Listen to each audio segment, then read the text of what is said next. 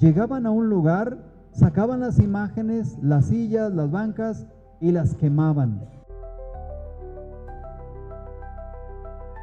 En Guadalajara, cuando llegaron, hasta desenterraron las osamentas de los obispos, diciendo que había grandes alhajas y tesoros allí, en las tumbas de los obispos.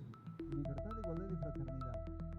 Parecerían ideales cristianos, pero no lo son. Sí están creciendo en un mundo cristiano, pero no son cristianos. ¿De cuál libertad habla? Bueno, y destruyeron el Observatorio Meteorológico de Guadalajara y las escuelas, barrían con las escuelas, algo que también había hecho Benito Juárez. ¿Por qué creen ustedes que acababan con las escuelas? Las escuelas que prácticamente eran católicas. Los sistemas educativos, al igual que las universidades, fueron creadas por la Iglesia Católica. ¿Por qué? Bueno, porque ellos decían básicamente, bueno, no lo decían, pero básicamente su postulado era este: si lo que la iglesia está enseñando son mentiras y mitos, cosas irracionales, de eso y nada, mejor que no haya nada. De hecho, por ejemplo, en mi pueblo todavía, en la década de los 60, el párroco generó una red de escuelas parroquiales, el señor cura Miguel Ramos, y el sistema para el libro de texto para enseñarse a leer y escribir era el silabario de San Miguel. Estaban fusionadas la escuela, el aprendizaje de la lectura y la escritura con la catequesis. ¿Cómo respondió Francisco Orozco y Jiménez y la Arquidiócesis de Guadalajara a la implantación de la Constitución de 1917 y los efectos de la Revolución Constitucionalista? Con evangelización y catequesis a profundidad. Yo creo que no ha habido en México una diócesis en ninguna época que haya impulsado un movimiento tan fuerte, tan intenso de evangelización y de construcción de sociedad católica como en tiempo de Orozco y Jiménez.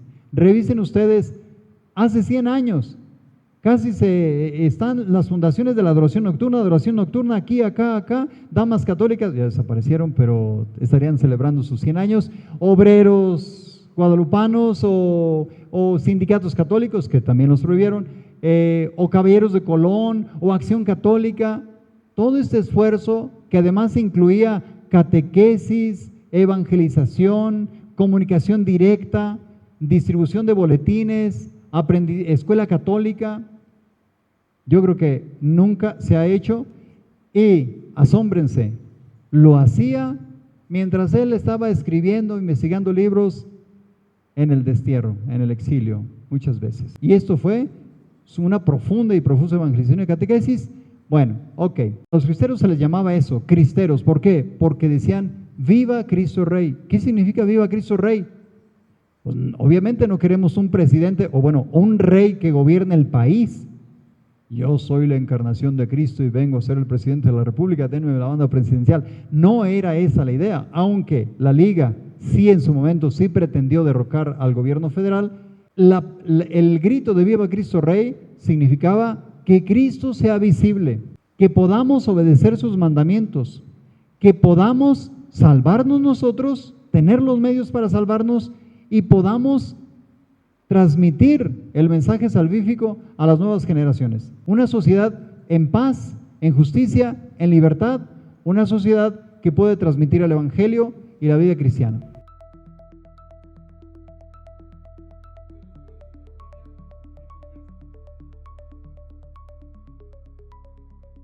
Y que la gente no apoyáramos a los cristeros.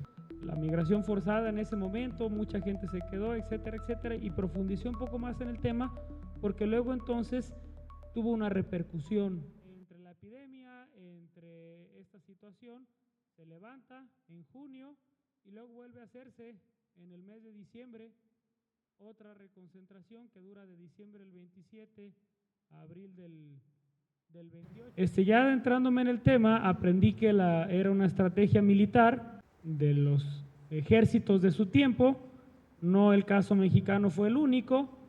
Después que tuve que hacer algunas investigaciones, vi por ejemplo que en Cuba, finales del siglo XIX, ordenó la reconcentración de mucha gente en La Habana. La intención era similar, que no ayudaran a los insurrectos en la independencia de Cuba, y que a partir de allí pudieran controlar mejor ese levantamiento por parte de los españoles. Entonces, bueno, Valeriano Weyler hace eso. Y luego seguí investigando y encontré que en Sudáfrica, la guerra de los Boeres, también hay un sistema de reconcentración, ya a principios del siglo XX.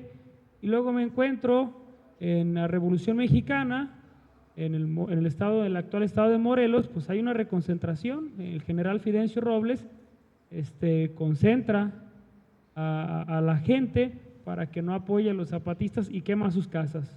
Y luego entonces, bueno, en la cristiada sucede en la región, y si le damos hacia adelante, Segunda Guerra Mundial, hay campos de concentración, y se vuelve entonces una práctica en la que la gente, que podríamos decir, aunque ayudan, en el caso de la cristiada, ayudan a los cristeros, pues podríamos decir que no andan levantada en armas, por así decirlo, ayuda, les da provisiones, pero podríamos decir que es como población neutral, mucha de ella, por así decirlo. En esa estrategia, pues se empieza a desarrollar dentro de la cristiada en el 27, cuando no pueden hacer de manera eficaz combate el ejército federal a los cristeros.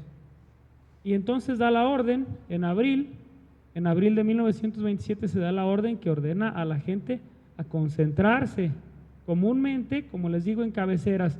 Yo revisé los censos del INEGI del 1920, luego el del 30, algunas comparaciones, algunos detalles al respecto.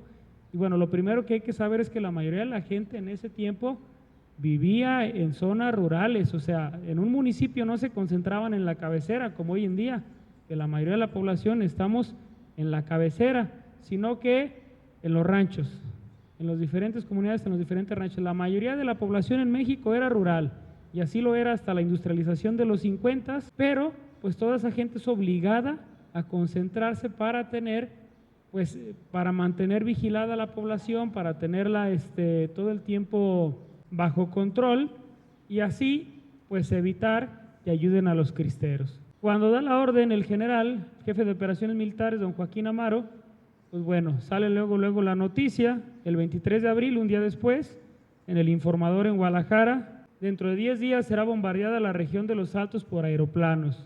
Habíamos escuchado de algún lugar en el que el gobierno bombardeara a su población o a sus regiones. Se ordena la reconcentración y se avisa de un bombardeo para causar bajas cristeras. En ese proceso, en esa orden que se da, pues la gente tiene que salir. Y entonces la disyuntiva: ¿salimos y qué dejamos o qué nos llevamos? Pues lo que se pueden llevar, pues las vacas, el ganado se queda. Bueno, en la segunda sí se otorgó en algunos lugares un espacio para que se lo pudieran llevar, pero pues prácticamente nada. Pues los víveres que podías agarrar, la familia, si había algún enfermo, pues así se va. Si había alguien muy ancianito, pues así se va, una embarazada. Se da la orden y empieza la aviación a hacer su trabajo en la región, a moverse, primero a distribuir por medio de volantes avisos de que la gente se reconcentrara, para después hacer bombardeos, para causar bajas cristeras, que bueno, se habla de la poca efectividad de la bomba, pero pues bueno, del susto de la aviación, pues eso sí tuvo efectividad. Decía la gente pues que no conocía los aviones, pues vámonos, ¿sí? Pues a estas, de hecho en la novela esta de Juan Cercas, que les digo, dice: pues vámonos, a los hombres se les puede pelear con el rifle, a machetazos y hasta mordidas, pero con esos diablos de pájaros no podemos. Gente que pudo haber pensado: ah caray, pues yo no me metía con nadie, sin deberla ni temerla, me están obligando, pues me uno a los cristeros. El camino de la gente no fue fácil, sus pertenencias y personas enfermas y agobiadas, y tampoco fue ideal el recibimiento en los diferentes lugares en los que llegaron. Entonces, pues bueno, en este proceso, pues la gente pues llega y se instala como puede y donde le dan espacio. Fue grandes batallas que llenaron de heroísmo a los cristeros.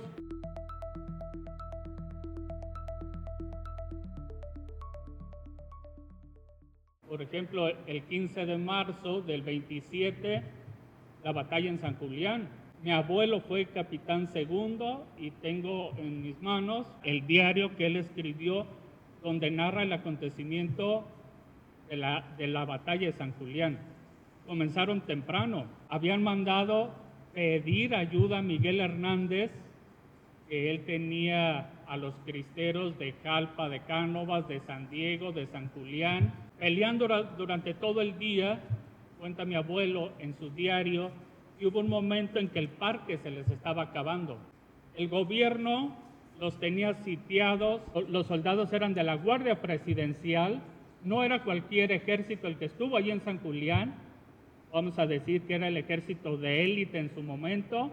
Los cristeros, a mediodía se juntaron los capitanes porque pensaban romper el cerco para salir huyendo porque se les estaba acabando el parque. Ya todos sabemos la historia, que en ese momento se acercaba ya Miguel Hernández, el general Rodríguez pensó que era otro batallón del gobierno y manda a unos cuantos soldados a recibirlos y darles un informe de cómo estaba la batalla, pero pues resulta que eran cristeros. Y entonces, pues, tanto de San Julián hacia afuera, los cristeros peleaban, como los de Miguel Hernández por la espalda. Y el triunfo fue victorioso para los cristeros y eso llenó de orgullo. Cuenta mi abuelo que después de esa batalla le piden a él que vaya y dé informe al gobernador civil Miguel Gómez Loza. Llega con Miguel Gómez Loza y da la instrucción de cómo había sido la batalla en San Julián, y de allí Miguel Gómez Loza y otras personas le indican que vaya, pase a Tototlán, recoja al cabecilla de los cristeros, al cabecilla de los cristeros de Acatic, y se dirijan a Puerto Vallarta a recoger parque. La Liga había comprado a una compañía judía armas y parque, y el barco iba a desembarcar en Puerto Vallarta y ahí recogerían las armas. Pero los judíos traicionaron a los compradores, a la Liga, y antes de que el barco pudiera llegar al puerto, el gobierno incautó las armas. Entonces los cristeros fueron quedándose con poco parque. De San Julián se fueron rumbo a San Miguel, ahí les dieron de comer a los demás cristeros, pasaron a Cañadas, Temaca, el 19 de marzo, ahí festejó el padre Vega su cumpleaños, y después pasaron a Cuquío, Jalisco, en donde hubo otro enfrentamiento. Son batallas que llenan de heroísmo a nuestra región.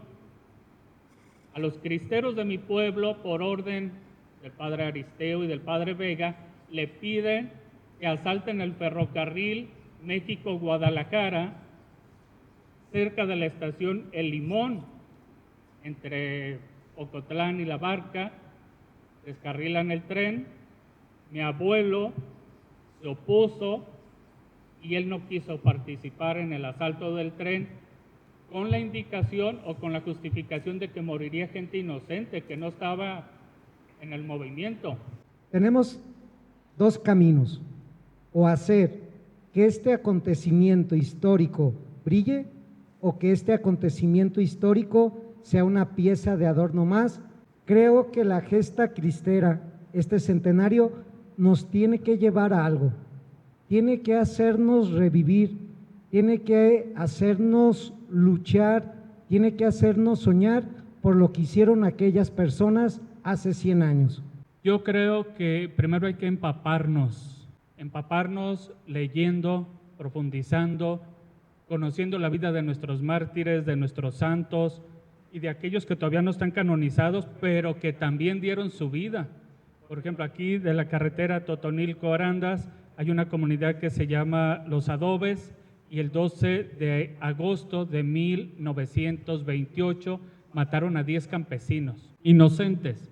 Estaban en su trabajo, iban ya a sus casas, y un comandante con un pelotón de soldados los detuvo, les pidió su salvoconducto, no lo llevaban por desgracia, solamente uno de ellos, y va a las casas, porque ellos vivían allí en la ranchería, van y piden los salvoconductos para demostrárselos que eran gente pacífica. El comandante o coronel venía a Arandas, no sabía el camino y obligó que los acompañaran para tumbar las cercas para que pudieran pasar el gobierno. Hay un caso heroico de esos, porque primero eran 9 Y cuando el hijo de uno de ellos supo que su padre lo tenían preso, los federales, y que los iban a dar muerte, a pesar de que el comisario de San Francisco de Asís les dijo al comandante, al coronel, que era gente inocente, el coronel se molestó, odio ya la fe, odio a los cristeros, él ya tenía la idea de matarlos, y entonces el hijo de uno de ellos va y se presenta con el coronel y le dice, yo quiero ocupar el lugar de mi padre. ¿Por qué? Porque si mi padre muere, mi madre va a quedar viuda y mis hermanos huérfanos. Y el coronel le dice, así, con unas malas palabras, has de ser muy valiente, pues también te mato a ti. Y mató a los 10. Entonces, cuando ves actos heroicos como estos, pues dices, te llena de valor, te dan identidad y dices, tengo que aprovecharlos. Su espiritualidad, su firmeza en la fe, su valentía. El mayor, o sea, el de mayor rango en los cristeros de San Francisco era de una comunidad que se llama La Purísima, era Gabino Álvarez, y lo tomaron preso los soldados. Lo llevaron preso a la parroquia de San Miguel Arcángel a Totonilco, le pedían que se pasara al bando de los federales, y él dijo, no. Y entonces los soldados le dieron muerte en la sacristía, en la puerta de la sacristía de la parroquia, pero lo iban a matar de espaldas, como si fuera un traidor.